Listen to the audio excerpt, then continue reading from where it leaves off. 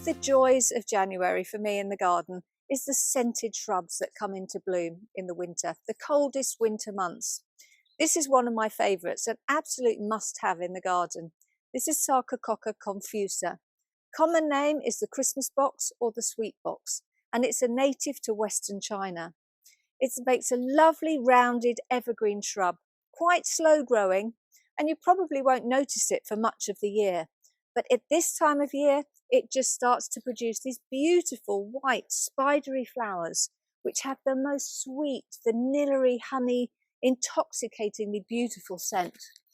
It's really, really strong. And this plant has the ability to send the scent over a distance of about 40 yards. So often you can't even see the source of where it's coming from. This makes it an excellent plant for cutting and bringing indoors. Just a small bunch, put in a vase in the hall or the main room in the house, and it will scent several rooms for a long time, for easily up to a week at a time. So an excellent plant to have to be able to cut and bring indoors as well. The other thing about it is it's not too fussy in its requirements. It can be popped into a dark or dingy corner where the soil maybe isn't the best and forgotten about for most of the year. Place where a lot of other plants may not thrive, but this will do really well. Another bonus later on, after the flowers have finished, is these lovely glossy black berries, which persist on the plant most of the year. And they're excellent for cut arrangements at Christmas, when you can usually get the first scented blooms from it.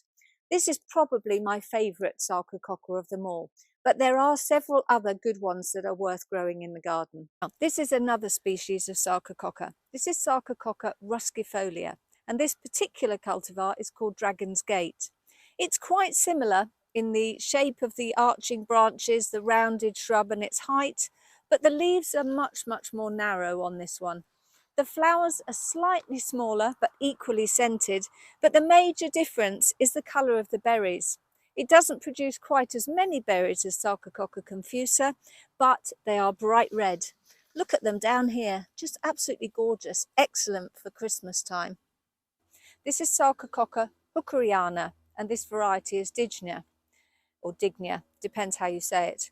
It comes from China, Himalayas, Nepal and Afghanistan, and it has a much more suckering habit. It lends itself to this woodland situation here, where it tolerates the dry soil underneath these birch trees perfectly during the summer. The stems on it are slightly more coloured, so reddish purple, and the flowers, when they come out, are that similar creamy colour with a beautiful vanilla-y scent.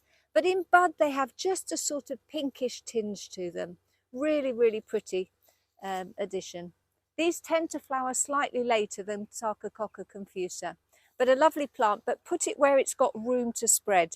The other ones tend to stay in a more rounded shape and not be quite so invasive. Not that this is ever a problem, but it will definitely take up more space.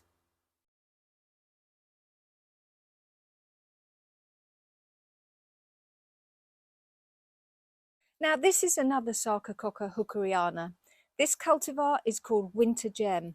It's a bit more of a special one which I've acquired recently. Slow growing, but it is going to flower nicely, and you can see the colour in these flowers here. There are other cultivars. There's one called Purple Stem, which has even more colour in the stems, and another one, Humilis, which is the dwarf sweet box. And the main difference with these, other than the fact that they're suckering habit, is that they don't produce the berries of ruskifolia and confusa do.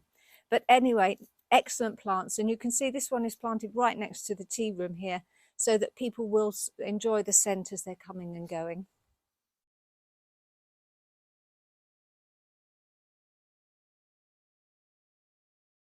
The last Sarcococca I'm going to show you is this one, Sarcococca wallichii. You'll immediately notice that it's substantially taller than the other ones that I've shown you. This one comes from northern India, and it's more like a sort of bamboo in its habit, really. It does grow up to 1.5 metres, which means that I've probably made a bit of a mistake planting it right here on the corner. Hopefully I'll get some suckers off it and be able to plant it in other places as it matures. This one is called the large-leaved or the arrow-leaved Sarcococca.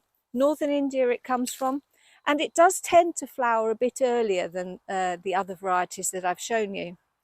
There are, however, some buds still waiting to come out here. But the other difference with this one is that it's maybe not quite so hardy. It's hardy down to about -5, and in fact it survived -8 with us last year. All the other ones are really, really tough and fully hardy that I've shown you, and they will survive happily down to -15. Most of them, as I say, they're not too fussy about the soil, but they will do really well in part shade. They can get a bit bleached out and yellowed if they're in full sun situation.